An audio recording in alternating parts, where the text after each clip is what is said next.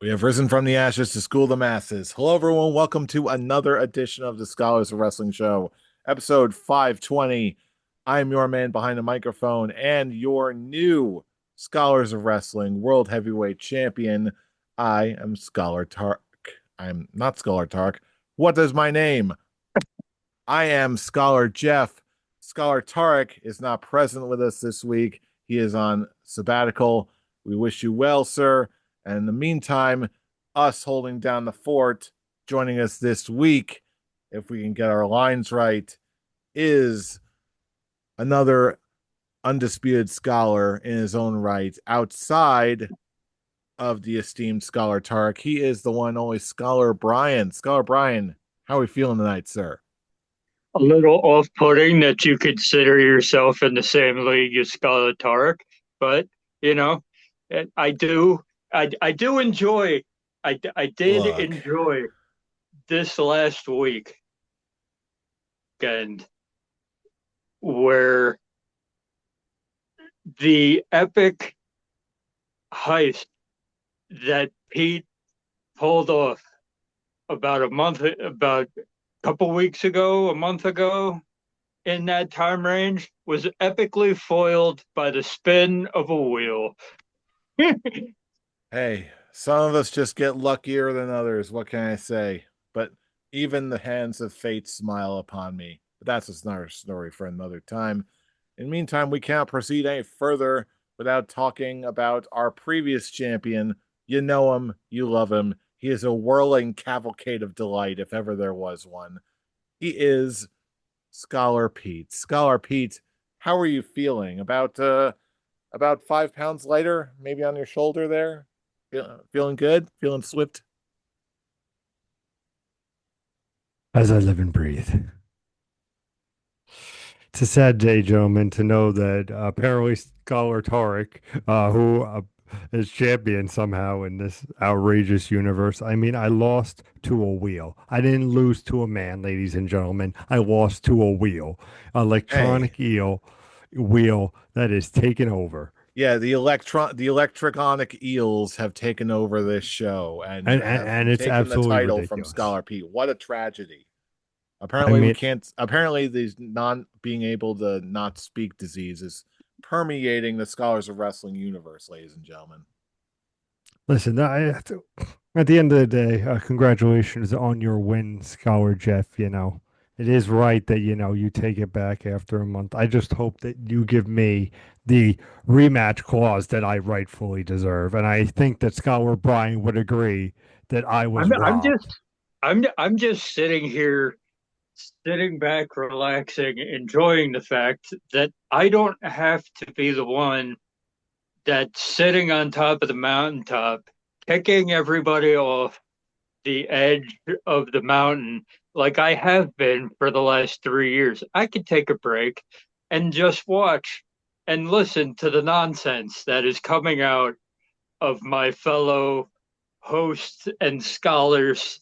And it's like I could just sit back and be like, I'm already chilling because I'm up here in perpetuity because I'm because of how many times I've held the title and how I've won everything else.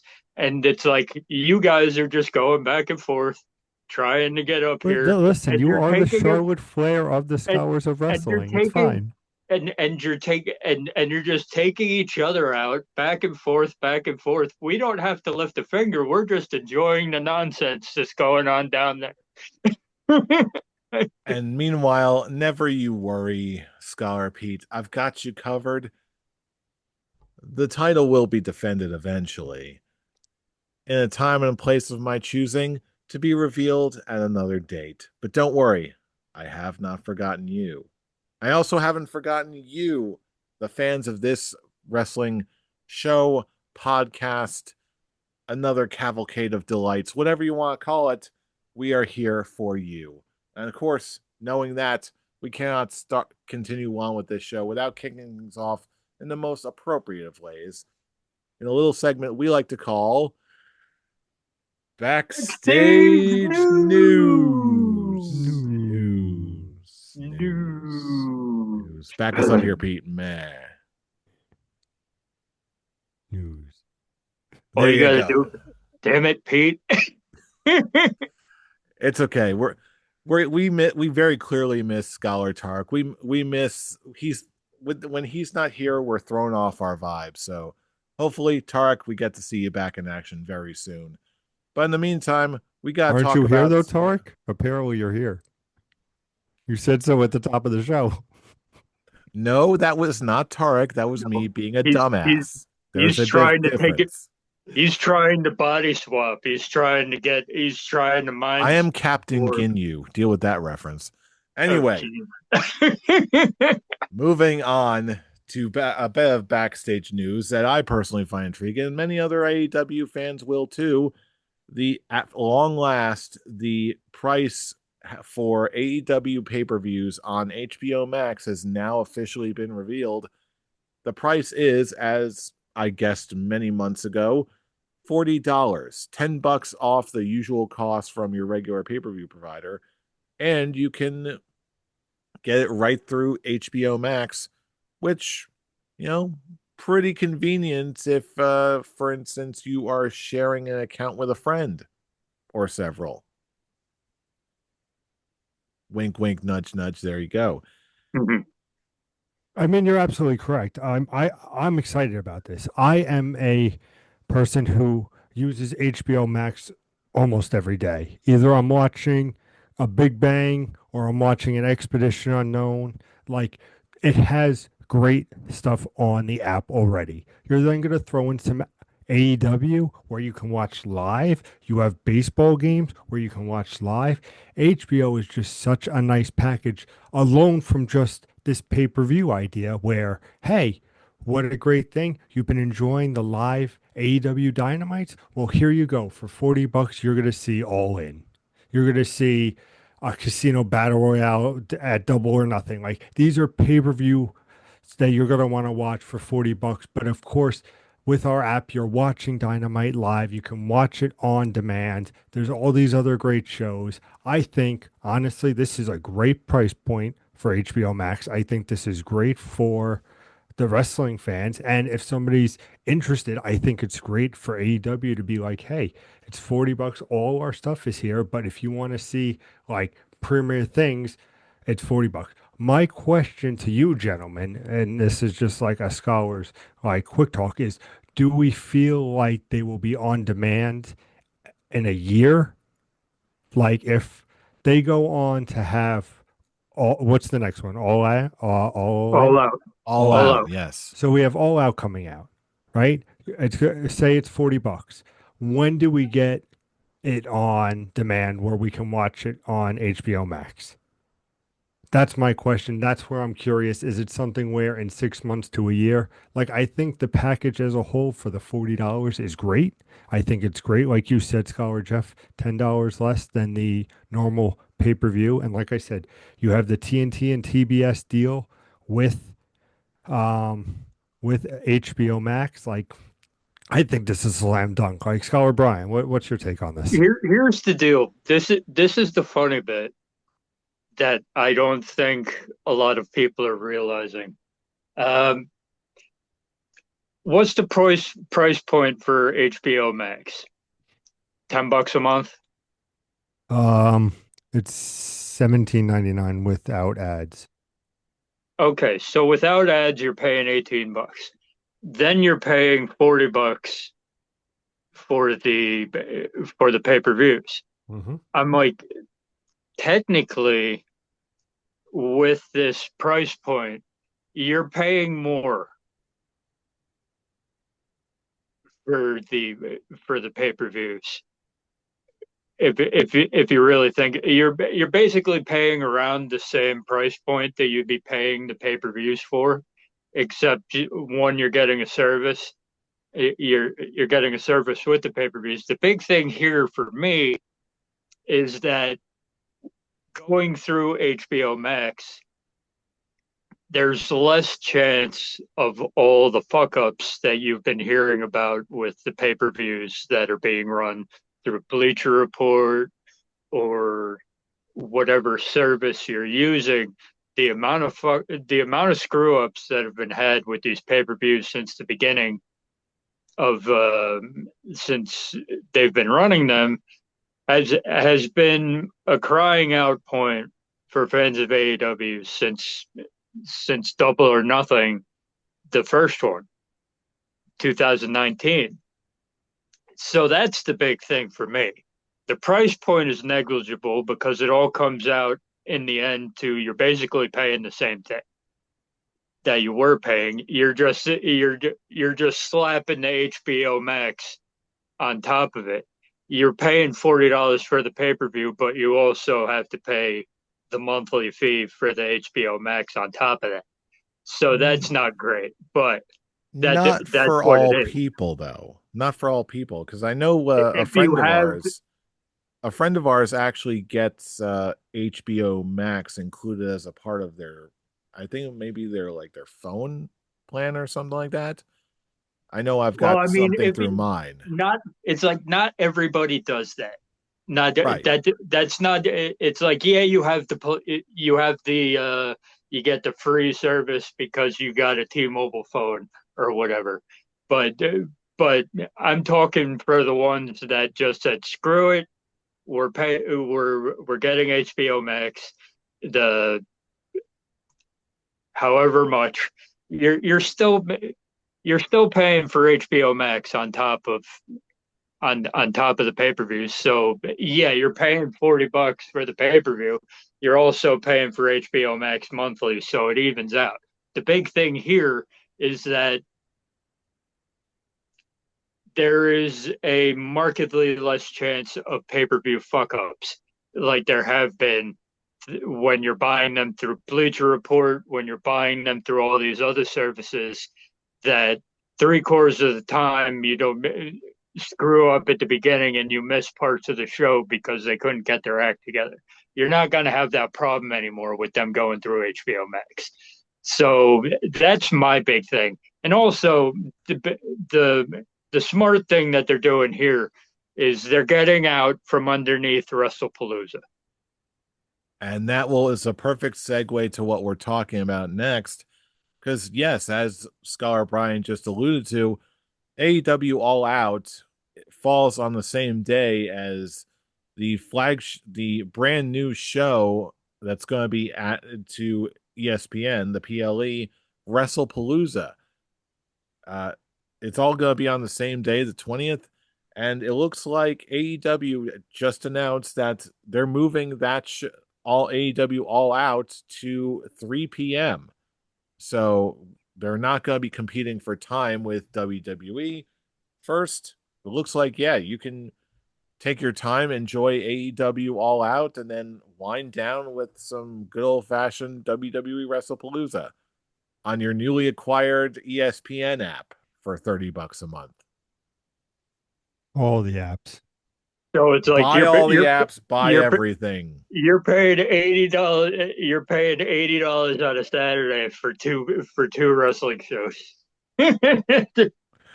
Uh, See, this is what sort of gives me pause. We say something like that, but we also know for a fact that we're not everyone is going to be paying that same exact Right. price. Like That like that as previously announced, some people will get the ESPN app through other services.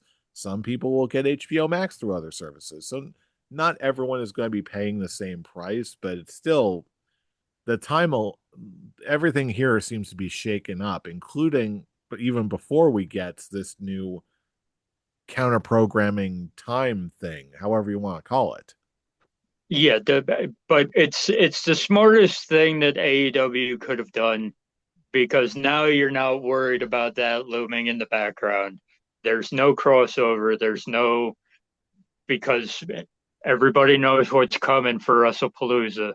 So there's no fighting for viewership or whatever because everybody who wants to enjoy both can now enjoy both because they're on right after each other. So the and you get WWE lifers going, oh, this makes AEW look weak. No, it makes them look smart. Indeed, it does. Indeed, because it does. legitimately, because there's a shot you lose viewers. That's a real shot based off of what we probably have coming for Wrestlepalooza. There's going to be big returns. There's going to be big matchups. They're loading that fucker up for for the Saturday, the new ESPN season or whatever, the season premiere of whatever. They're loading it up and smartly doing so. And so you can either roll with the punches and lose a few viewers for your due to your ego and hubris, or you can take a step back and be like, you know what? We want to keep our viewers, and if they want to watch Wrestlepalooza afterwards, all the more power to them. They can still watch our entire show. So it's like that. I think it's a smart business move myself. I would absolutely agree, but you alluded to something earlier that we all know what's coming on Sunday, assuming we don't even get it sooner than that. Scholar Pete, as we transition to what happened or what may be happening on Monday Night Raw, again, we're recording this on Thursday evening. We have not yet seen what SmackDown is going to be like or what's happening now, but a lot of us are reading in between the lines. And with that, Scholar Pete, would you care to take us through what we saw on Monday Night Raw and where this could possibly be going? Fire away. Well, let's just say, gentlemen, what happy birthday to me come tomorrow. The return that I've been waiting for. But fans, sit right there. I'll get right to it. Yeah, let's talk about it. I mean, you want me to go into the segment on Raw with Becky and Punk and that old fun jazz? Go where you want. Go where we all know you want to go. I mean, let's talk about it, ladies and gentlemen. You have a great segment between CM Punk and Becky Lynch. I think Becky looks so strong in this promo, and it just signifies that something is happening on SmackDown. And you get these little teases throughout this promo. You get these chants and everything, and it all comes together where Punk goes, "Where's SmackDown?" And he goes, "Chicago." And he goes, "Perfect." Like, you can't write it better. Ladies and gentlemen, it is my honor to put this out there into the universe and say that come Friday, your favorite, actually, let's strike that, my favorite female wrestler of all time, AJ Lee, is coming back, boys. It's coming. It's coming. And what a way. We all alluded to it. Wrestlepalooza. Oh my goodness. What a better way to go. Hey, AJ's coming back, and you saw it so strong with Becky, and you know AJ can handle herself on the mic.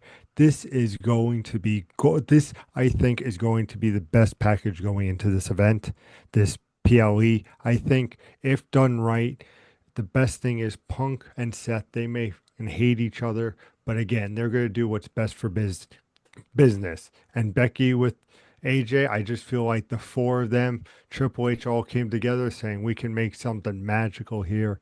I think it's going to be great. I think she's been training in the ring, so you're going to get that theme to hit, and we all going to go nuts, and we're all going to smile, and everybody's going to make sure that my heart is still beating after I hear that theme.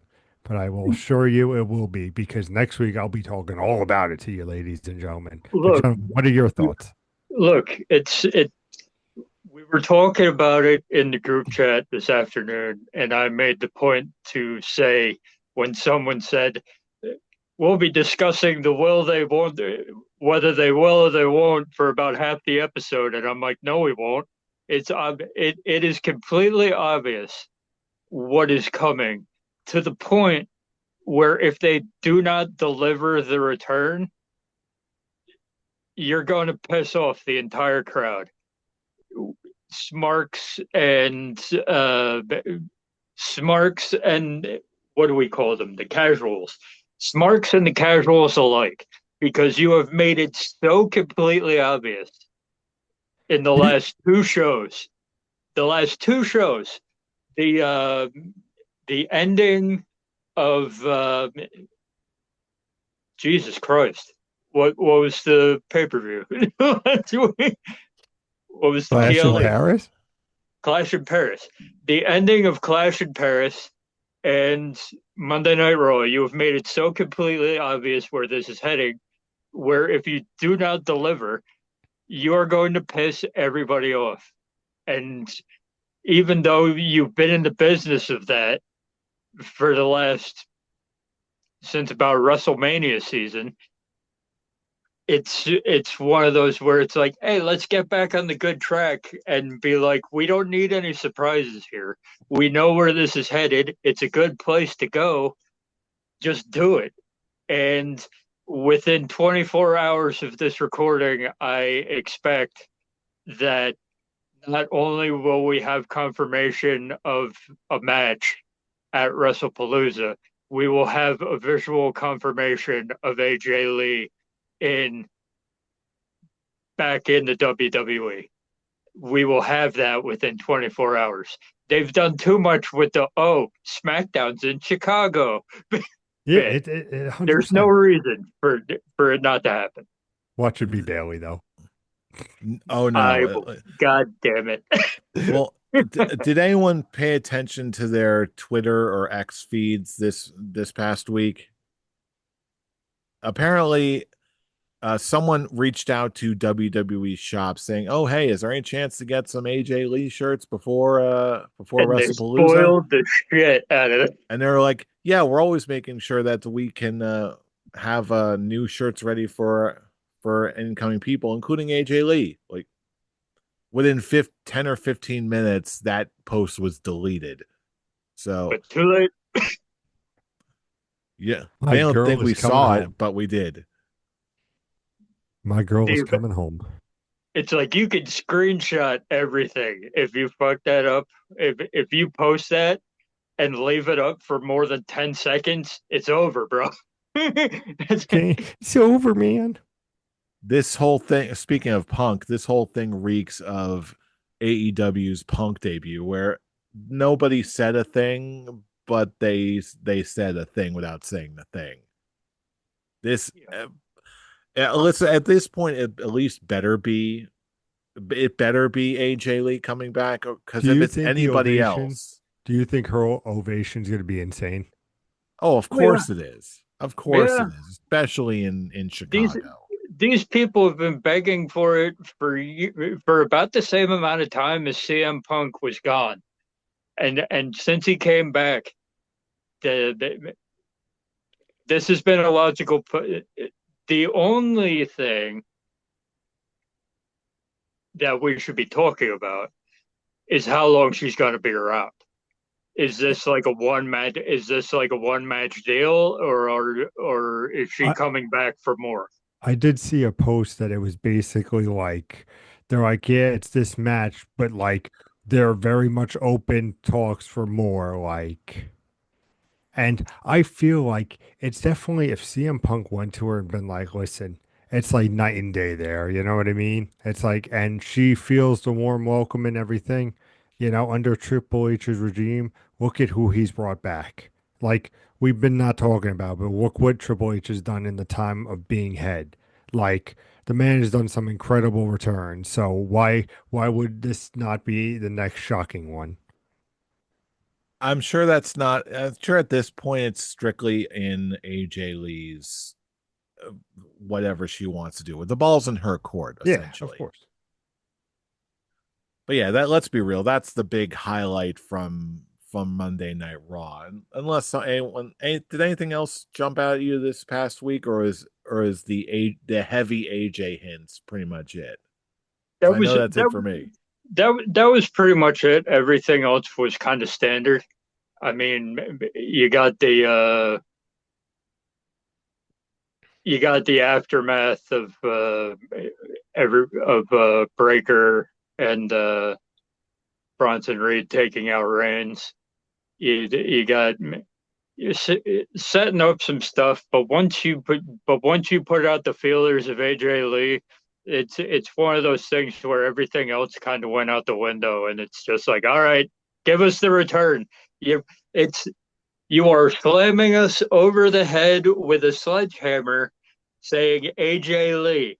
AJ Lee. Nothing else on this show matters. AJ Lee. AJ But Lee.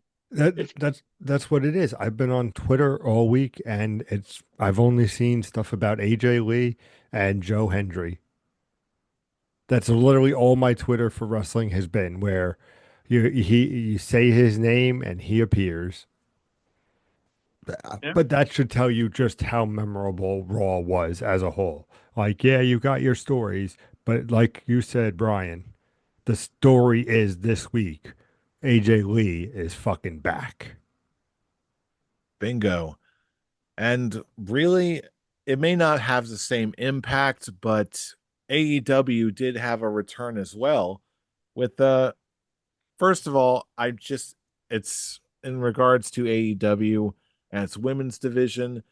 Mercedes Moné defeated Alex Windsor, and I'm just realizing now, like at the start, I have to admit I had an embarrassingly large amount of time wondering who the hell is Alex Windsor. Like she's good and all, but who the hell is Alex Windsor? I Oh, realized it. she's only Will Ospreay's wife. It's I just all I'm not even gonna tell you when I discovered that. But anyway, besides the point. Uh, but yeah, after who just beat Alex Windsor? Pete? Who was that again? it's of course Mercedes Moné. And now we're gonna run through the greatest hits so she can continue her title reign in peace. Because Until Riho shows up finally after her lengthy hiatus. so Like she can be the next person to lose to Mercedes Monet in the greatest. We're gonna go through the greatest hits until we find someone she can actually lose to that makes sense. Do we think Eminem is gonna beat the Ultimo Dragon's 10 title reign? Do you think she's gonna like? Because her I saying don't that think makes me go so. like, "Are you really gonna get 10 belts?" I don't I think so. don't no, I don't think so at all. She's gonna start losing these things eventually. Just not Eh, now. Honestly, I'm at the point where I truly don't know.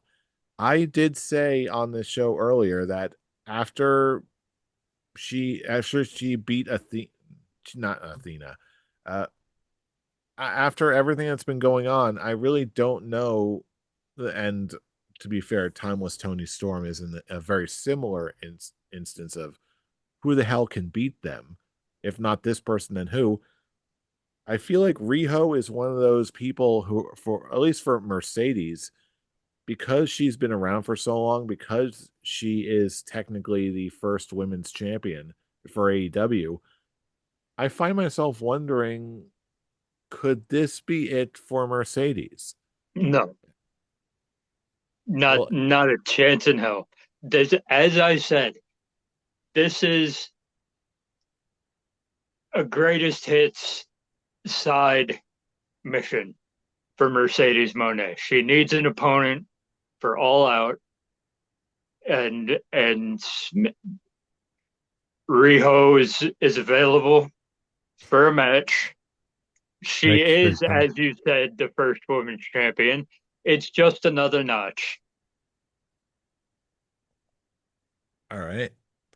Well, in that case, I do have a little bit of a scholar's quick talk question for you both. If Riho is not the person to unseat Mercedes Moné as the TBS champion, in your mind, who else could do it? I am waiting. Honestly, I'm waiting for Statlander to get a shot. She hasn't gotten a shot yet. Um, and the Old Faithful.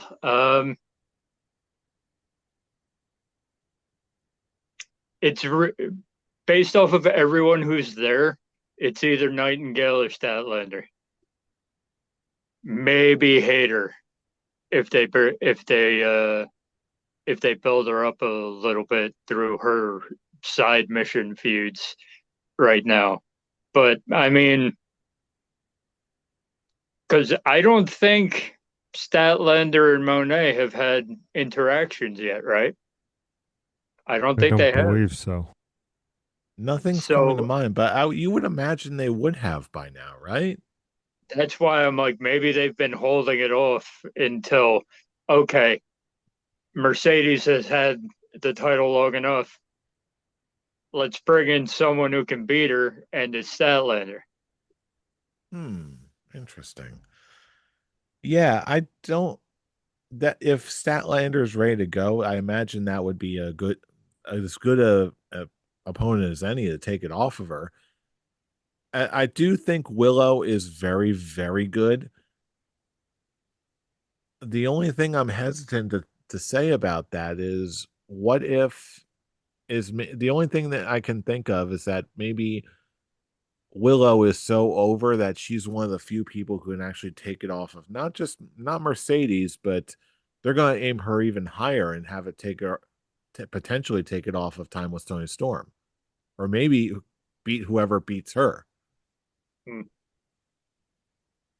Yeah, this whole thing is very much in flux here, but overall, AEW, yeah, And the big thing for AEW this week was the ending angle, which basically put Kyle Fletcher, basically pushed him into the stratosphere because he was the ringleader of the Callis family who took out Hangman Page and completely destroyed Kenny Omega so that he can go to Japan and get medical work done like he does like he does periodically because he's not going to be around for All Out. So you have officially put Kyle Fletcher in the world title hunt by doing that which you did. So I'm that excites me because Kyle Fletcher, if we haven't, I need to go back and look at Breakout Star for last year. But if anybody didn't put Kyle Fletcher, this is the year to do it because holy shit, is he on a he's on a roll this year, and they're rewarding him by putting him in in the top heel role in the title picture now because he took out Hangman Page and Kenny Omega. yeah. I'm really surprised by how hard they're pushing Kyle Fletcher right about now. But at the same time, not because they do need to really build some new homegrown stars, some AEW super loyalists. I feel like a lot of the people they've tried to push in that role, not every one of them has really succeeded in the same way. Yeah, we've got ladies like Willow Nightingale who have just like passed with flying colors. Darby Allen, who also had a setup for a match at for All Out this week. Oh, there's a handful of people who have really taken the ball and ran with it, but I feel like they still absolutely need more star power.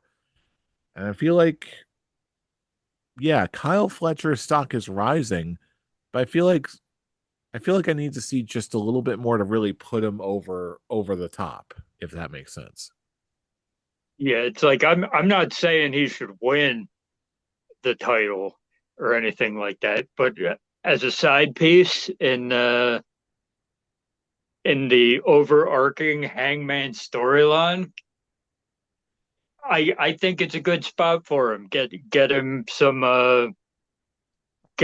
play in the main event scene so that when it is his time, like this is what we said for the LA Knight Roman Reigns match overseas that they did last year. It's like I don't think he's ready to be the champion, but put him in a main event against the champion. Give him some play, give him a main event match, see how it goes, and it can be a piece of his resume for when it is time to push him to the main event, because he's going to be champion. Within the next couple of years, it's going to happen. It's like this is the let's test it out point. And I'm fine with it if it's a testing out point. I'm fine with it in that case. I mean, it's great that AEW is building a star here. That's what you have to take away. Kenny Omega is taking some time off to go to Japan, and then you have good old Fletcher coming in, rising because they have to build stars. Look at Hangman. Yeah, you built him because you can't have AEW be all about the veterans. And I'm not saying that John Moxley is by all means an old wrestler or anything, but you need fresh blood. And for so long, it was the Death Riders where we were bitching week after week that give us something, give us something. Now they're giving us story. They're giving us new stars. And it's similar to, like you said, Scholar Brian, a LA Knight, yeah, situation where it's basically, he's not going to win, but man, like if the crowd gets behind him and he starts getting a pop, like if we need it, we can turn it around and give it to him. I think this is great. I think this is a good boost. I think that it's going to be interesting to see the coming weeks and how they push this and towards it, especially with the pay-per-view coming up. Like, how does Dynamite go next week? How does Collision go, in a couple, like, what is their game plan to push this into the stratosphere? And again, saying that we've moved our time, because we're going to be delivering these kind of matches. And it's like, I also, talking about the Death Riders, I like how since they have lost the world heavyweight title, it's like Moxley's going up against guys like Speedball Mike Bailey, Kevin Knight, Daniel Garcia. Mm-hmm. And by the time All Out is occurring, we're going to have the Darby Allin match. I'm like, this is at the beginning of the Death Rider saga. This is exactly what I wanted out of it. And now it's like, now that he doesn't have the stranglehold over the title, it's like now we're getting to what I really wanted to see out of that storyline. And what really that entire storyline was killed with the Edge match. It really was. Like everything else would have been fine if the Edge feud didn't kill it. Because it's like you're going up against guys like Swerve. You're going up against guys like Hangman Page. You're going up against Ospreay. You're going up against, and then all of a sudden, here comes Edge. Here comes Edge. and here comes Adam Copeland. Here comes Cope, and I'm like, I'm glad you're getting your the matches you want to get before you inevitably retire. But it's like, dude, you kind of killed this storyline, dude, and now people hate it.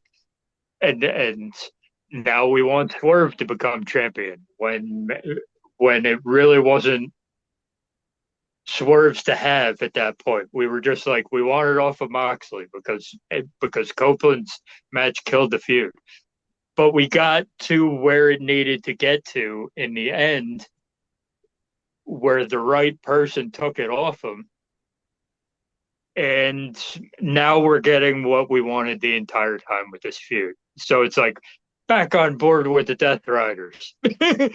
It's like I'm basically on board with everything they're putting out right now, which since probably Double or Nothing, I've been all in on everything they're putting out. And that's why it's like AEW is coming back up from where it was last year. Last year, WWE was the clear winner in all things because they just had fantastic stories and all that. But this year, the turnaround has been swift and convincing and they're back basically in the same place for me creatively. Well, you know what? As much as they're back in the same place as you know them creatively, and the road to All Out is still marching on, we could not end an episode of this show without reviewing the single greatest day in the history of the wrestling week.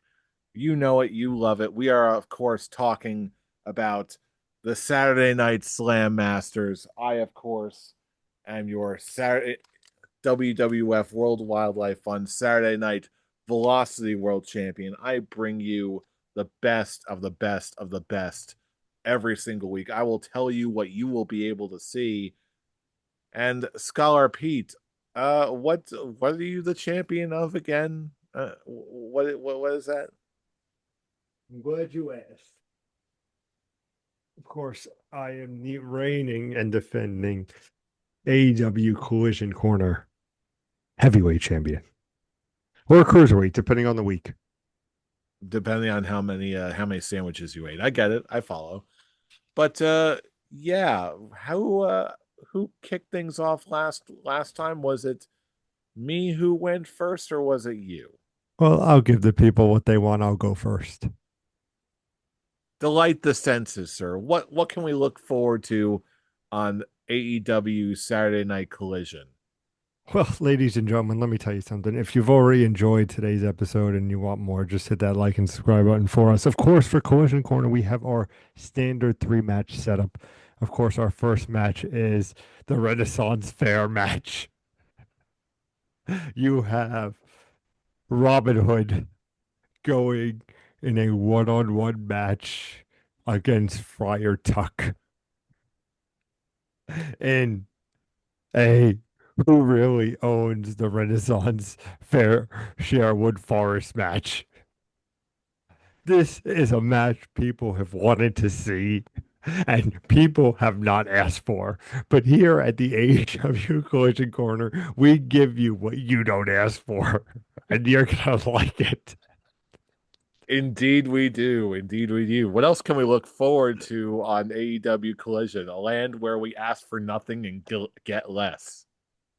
I mean, less is more. And of course, I'm talking about Hornswoggle comes back and goes and is in the first ever TL Sweet match, which of course the match is where you go up the itty bitty ladder and have to get a whistle and then blow the whistle on top of the turnbuckle after climbing it. Of course, I'm talking about Hornswoggle going one-on-one against Vern Troyer.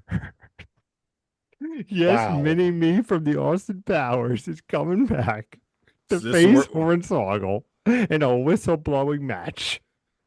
Who's got the pipes? Find out on AEW Collision Corner. And now, of course, for our main event of the evening, it wouldn't be a match without the Sprite Man.